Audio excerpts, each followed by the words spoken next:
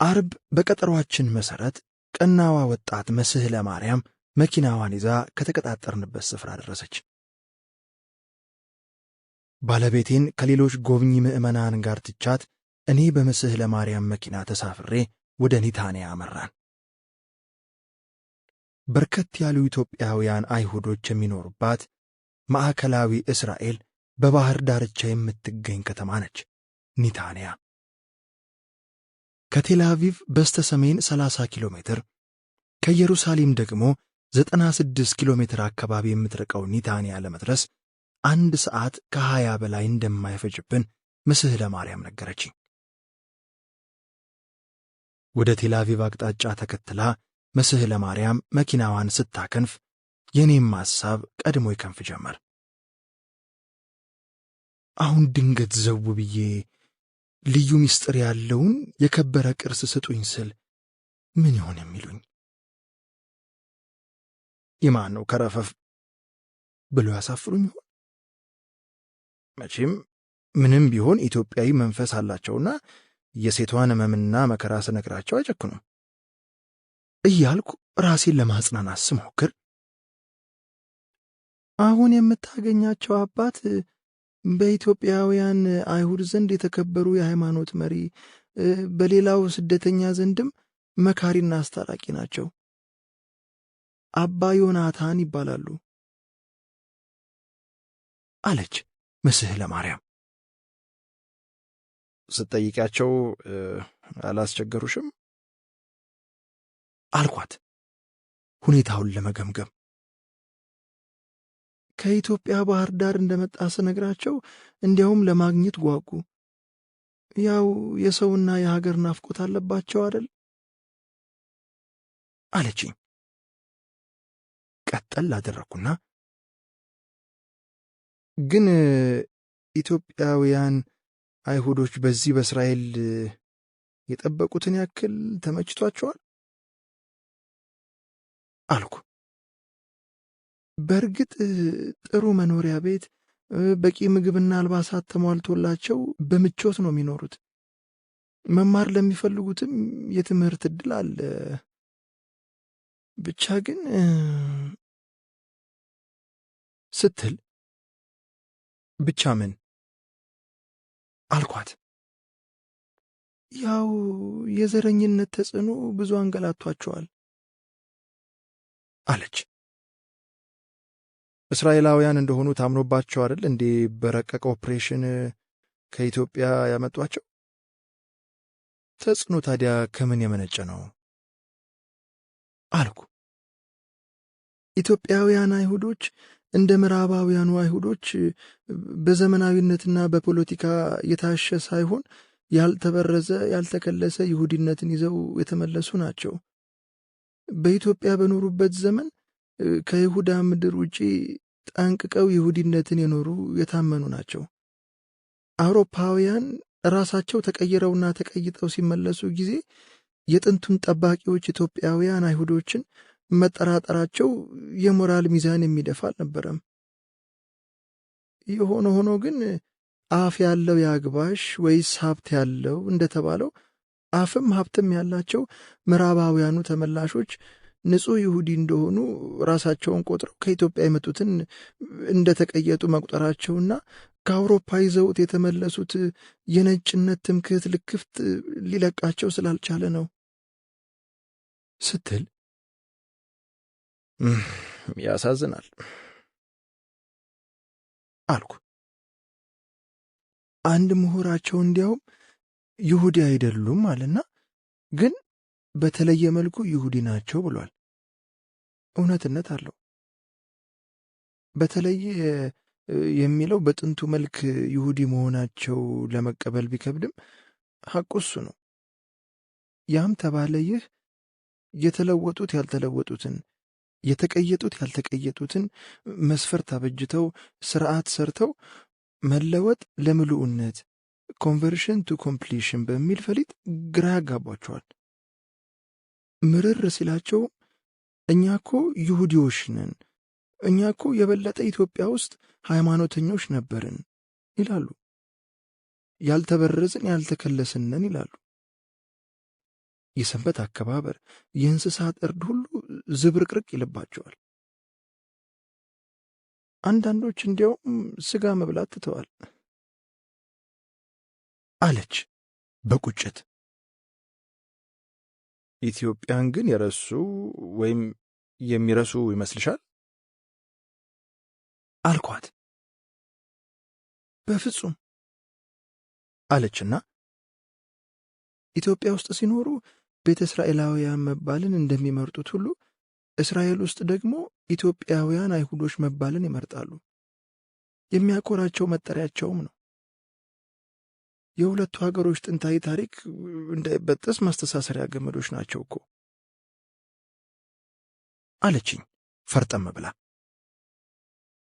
መስህለ ማርያም ይህንን ሁሉ ስለ ቤተ እስራኤላውያን ስትነግረኝ በመቆርቆር ስሜት ስለነበር በጣም የምትቆረቆሪላቸው ይመስላል አልኳት። እንዴ በጣም እንጂ ወገኖች አይደሉ እንዴ አለች።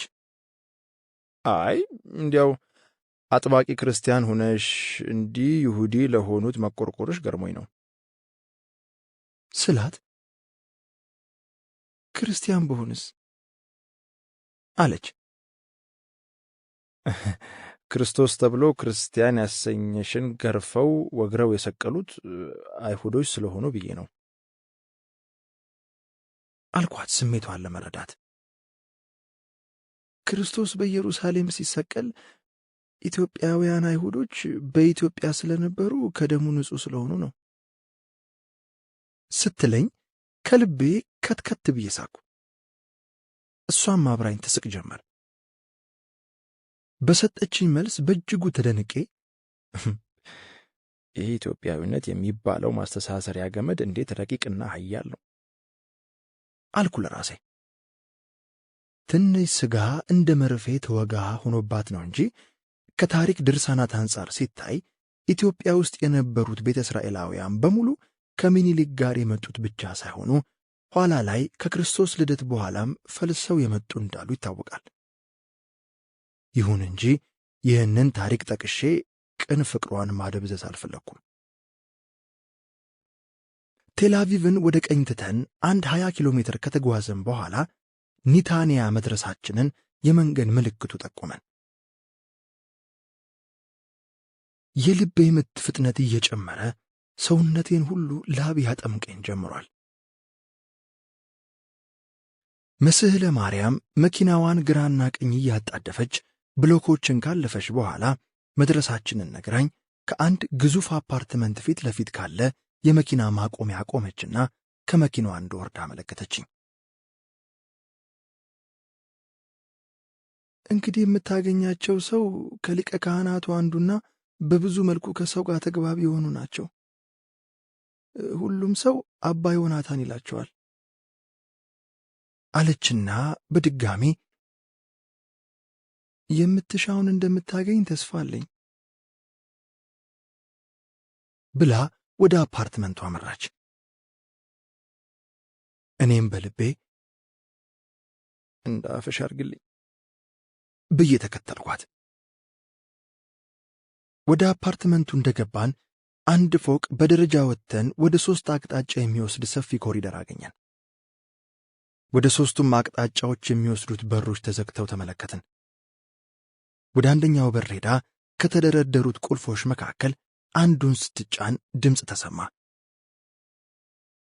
መስህለ ማርያም ነኝ አለች። በሩ በኤሌክትሪክ የሚሠራ ስለሆነ በራሱ ጊዜ ሲከፈት የእንግባ ምልክት አሳይታኝ ተከተልኳት። ሌላ ከበፊቱ ጠበብ ያለ ኮሪደር አልፈን ወደ ሳሎን ዘለቅን። ረጅም ባለግርማ ሰው ቆመው ሲጠብቁን አየሁ። የኢትዮጵያ ኦርቶዶክስ ካህን ናቸው እንዴ አልኩ ለራሴ። ነጭ ሻሽ ጥምጥም፣ በወርቀ ዘቦ የተለጠፈ ጥቁር ካባ፣ ከውስጥ ነጭ ጋቢ፣ ከስር ደግሞ ሙሉ ነጭ ኮት ከነጭ ሱሪ ጋር ለብሰዋል። ደስ የሚል ረጅም የሸበተ ጺም፣ ግንባራቸው ላይ መሸብሸብ የጀመረ ደርባባ ጠይም ፊት ይታየኛል። በእጃቸው የብረት ወይም የእንጨት መስቀል የለም እንጂ ቁርጥ የጎንደር አድባራት ካህን ወይም ሊቅ ይመስላሉ። መስህለ ማርያም እንዴት ሰነበቱ አለችና ጉልበታቸውን ለመሳም ደፋ ስትል ተይ እንጂ ልጄ ብለው ቀና አድርገው አገጯን በቀኝ እጃቸው ይዘው ጉንጮቿን አገላብጠው ሳሟት። ወደ እኔ ዘወር አለችና እንግዳዬ እሱ ነው፣ አቶ ሲሳይ ይባላል አለች። እኔም እንደሷ ቀረብ ብዬ ጉልበታቸውን ለመሳም ጎንበስ ስል ልጄ ተው እንጂ አይገባም እኮ አሉና ቀና አድርገው ትከሻይን ሳሙኝ። አይ መስህለ ማርያም፣ ጥቁር እንግዳ ሰው በሌለበት ቀን ይዘሽብኝ ትመጪ። ነገ ሰንበት ስለሆነ ሁሉም ወደ ገበያ ሄደው ብቻዬን ነኝ አሉ። ችግር የለም ቤቱን ይዘውት አልሄዱ፣ ሻይ እንደሆነ እኔ ያፈላለሁ አለች መስህለ። በይ ልጄ ደግ ነው፣ ቤትሽ እኮ ነው አሉ። የቤቱን ዙሪያ ስቃኝ ሁሉ ነገሩ ደስ የሚል ኢትዮጵያዊ ቤት ነው። የሚያማምሩ በዳዊት ኮከብ አምሳል የተሰፉ ስፌቶች ግድግዳው ላይ አልፎ አልፎ ተሰቅለዋል። በዓለ ላይ የተንቆጠቆጠ ትልቅ መሶብ አንድ ጥግ ላይ ጉብ ብሏል። የኢትዮጵያና የእስራኤል ባንዲራ ከአንድ መደብ ላይ ተሰክተው ግራ ቀኝ ተዘርግተው ልዩ ልዩ ፎቶግራፎች ከተደረደሩበት ጠረጴዛ ላይ ይታያሉ። በሌኔ ልጅ አረፍ በል አሉኝና ወደ ሶፋው አመለከቱኝ። እርሳቸው መቀመጣቸውን ጠብቄ እኔም ቁጭ አልኩ።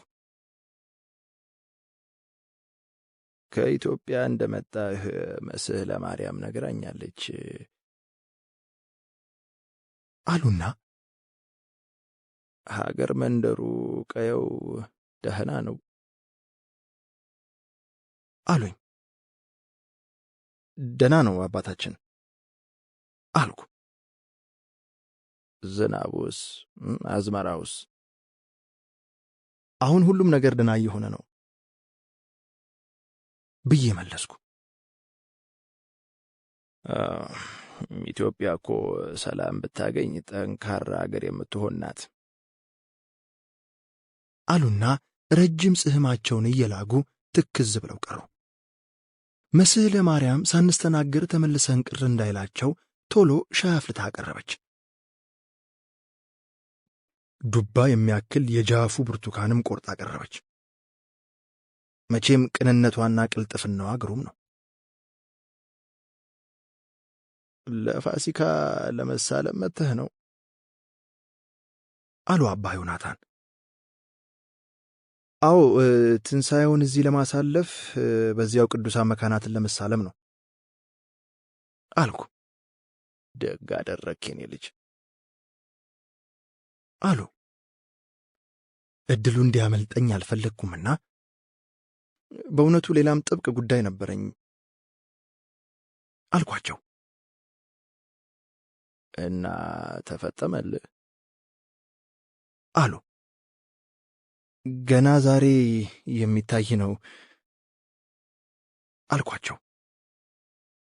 ፈጣሪ ልቦናዎትን ያራራልኝ እንደሆን ይሆናል፣ አለዚያ እያዘንኩ መመለሴ ነው አልኩ ለራሴ።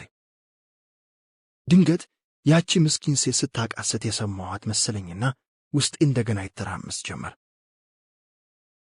ሁሉም በአምላክ ፍቃድ ይፈጸማል አሉ።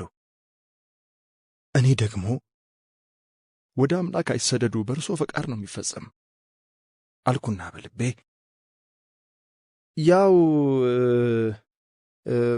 ላገኘሁት የፈለግኩት ጉዳይን እርሶ ያግዙኛል ብዬ ነው አባቴ አልኩኝ። የሚቻለኝ ተሆነ ምን ችግር አለው ልጄ ሲሉኝ ሻዩ ሳይበርድ ጠጡና ውስጥ ገብታችሁ ትነጋገራላችሁ አለች መስህለ ማርያም። ማለፊያ ነው፣ በልቆ ቅመሰው አሉ። መጀመሪያ አንዱን የብርቱካን ኩርማን አንስቼ በላሁና ሻይን ከሐሳቤ ጋር እያወራረድኩ ጠጣሁ። ሻዩን ጠጥተን መጨረሳችንን ስታይ መስህለ ማርያም በሉ ከአባ ነባብ ክፍል ግቡና ተነጋገሩ አለች። የልብ አውቃ በመሆኗ በልቤ ደጋግሜ መረኳት። እኔ ራሴ ትዕግሥት የሌለኝ ሰው ነኝ። ያሰብኩትን ጠይቄ እስክወርደው ድረስ የምቅበጠበጥ ነኝ። እሷ አሁን ያልሆነ ወግ አምጥታ ብታስቀየሰን ወይ ደግሞ የተንዛዛ ጨዋታ ውስጥ ብንገባ ጨጓራ የመላጡ ነበር። እውነትሽን ነው እኔ ልጅ አሉና ቀልጠፍ ብለው ተነስተው አልፈነው ወደ መጣነው ኮሪደር ተመልሰው አንድ በር ከፍተው ሲገቡ ተከተልኳቸው። የሚያምር የፋርስ ምንጣፍ ተነጥፎበታል። በሁለት ማዕዘን ባሉ ሸልፎች በርካታ መጻሕፍት ተደርድረዋል። በአንደኛው ግድግዳ የዳዊት ኮከብ በትልቁ ተቀርጾ ተቀምጧል። ከወለሉ ምንጣፍ መካከል አንድ በቀይ ሐር ጨርቅ የተሸፈነ መጽሐፍ በአትሮንስ ላይ ተቀምጧል። ቶራ መሆን አለበት አልኩ። ከጎኑ ቤተ ክርስቲያን የምናየው አይነት ወርቃማ አብረቅራቂ ጥላ ተዘርግቷል። በአንደኛው ግድግዳ በትልቁ ፍሬም የተዘጋጀ ኢትዮጵያን ከአውሮፕላን ሲወርዱ የሚያሳይ ፎቶግራፍ ተሰቅሏል። የዘመቻ ሙሴ አለበለዚያም ዘመቻ ሰለሞን ማስታወሻ ይሆናል አልኩ በልቤ። የዳዊት ኮከብ በተሰቀለበት ግድግዳ ከስር ጠረጴዛ ላይ በሻማ ቅላጭ የተቋቆረ ባለሰባት ልሳን የዕብራውያን የመብራት መቅረዝ ተቀምጧል። አባ ዮናታን ከአንድ ታጣፊ የእንጨት ወንበር ላይ ያመለከቱኝና እርሳቸው እንዲሁ ከተመሳሳይ ወንበር ላይ ፊት ለፊት የተቀመጡ።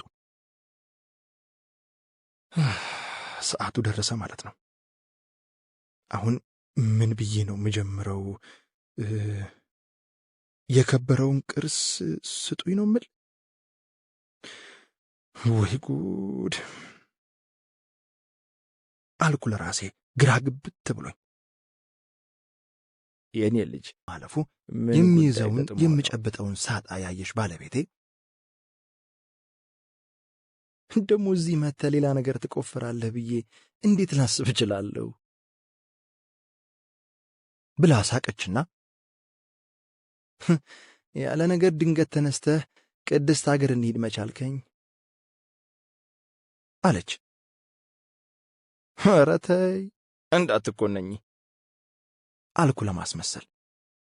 ግን ምንም ቢሆን ግድ የለኝም እንኳንም መጣን አለች።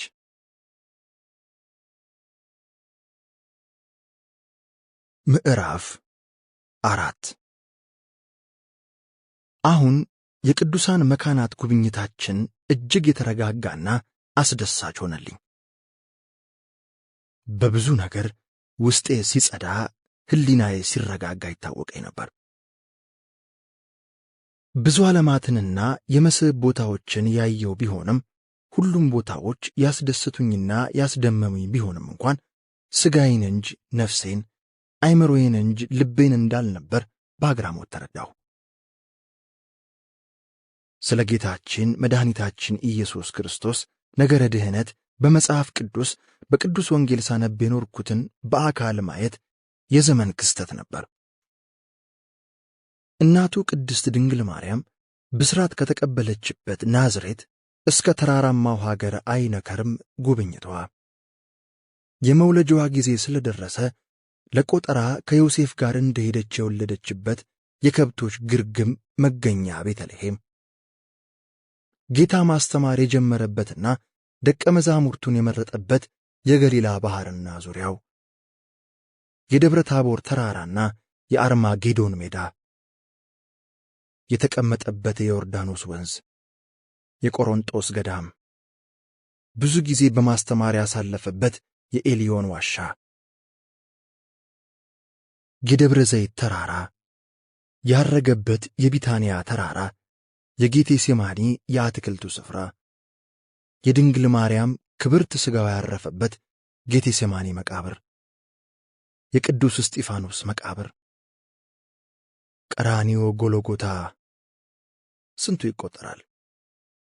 እያንዳንዱ የተአምር ስፍራና ታሪካዊ ቦታ በተለያዩ አብያተ ክርስቲያናት ከላዩ ላይ መቅደስ የተገነባበት ቢሆንም ለጎብኚዎች ምቹ እንዲሆን ተደርጎ የተዘጋጀ ነው።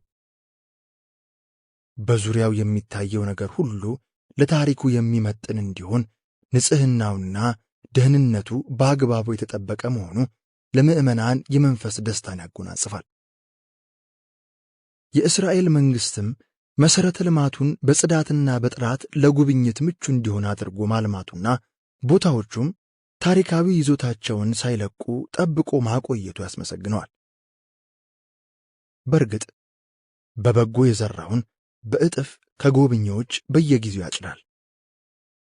ልዳ የቅዱስ ጊዮርጊስ መቃብር፣ የጥንቷ ጃፋ፣ የኤልያስ ዋሻ፣ ሁሉም 2000 ዓመት ወደ ኋላ በመሄድ ሳይሆን አሁን የሆነ ያክል ወደፊት አምጥቶ ያስደምማል።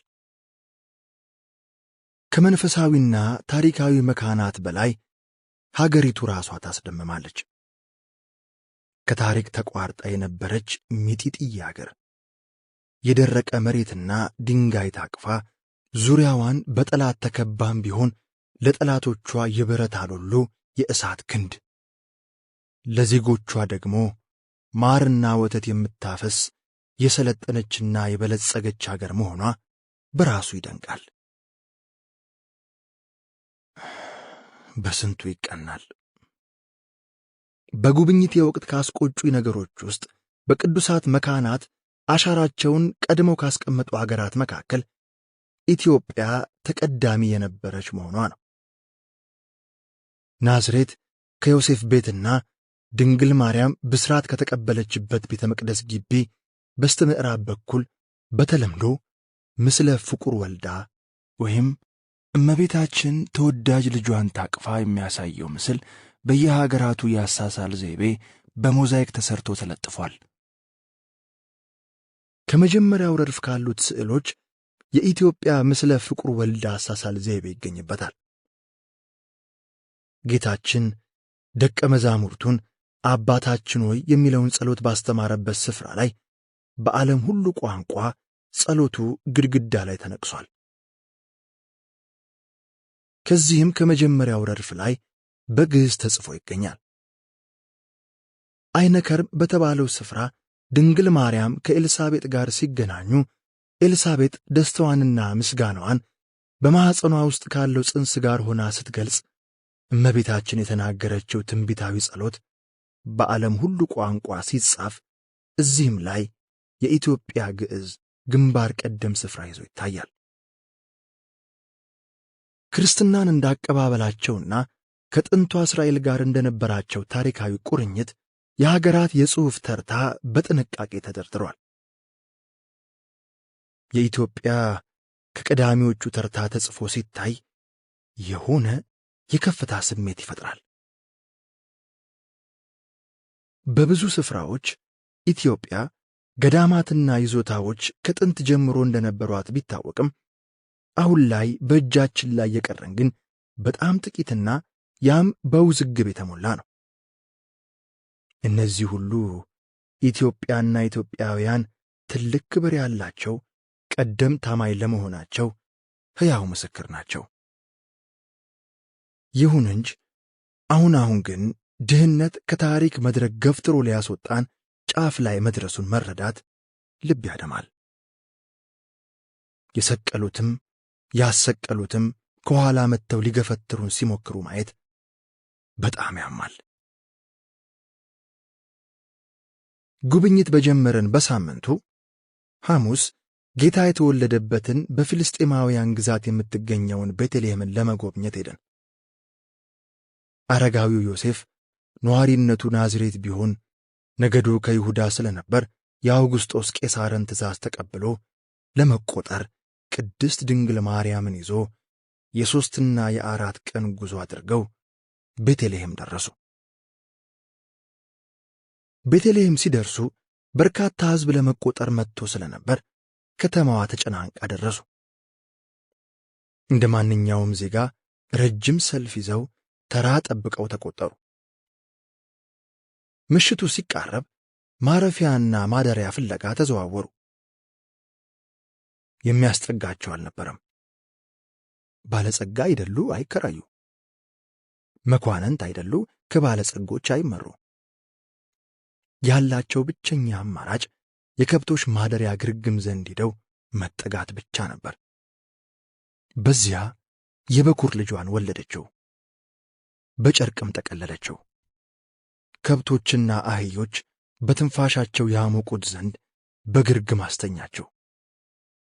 አሁን ያንን ስፍራ ሰብአ ዓለም ረጅም ሰልፍ ይዞ ከ3 ሰዓት በላይ ጠብቆ ተንበርክኮ ይሳለመዋል። እኛም ከ3 ሰዓት በላይ ቆመን ጠብቀን ለመሳለም በቃን።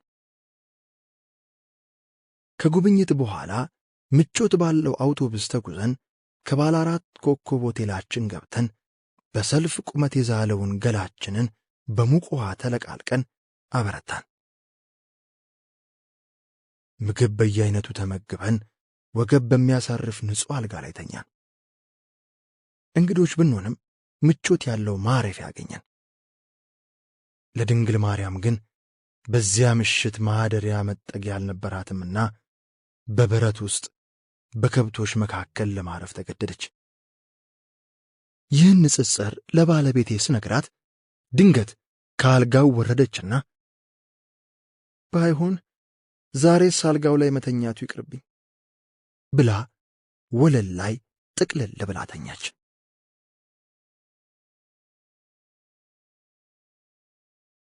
ምዕራፍ 5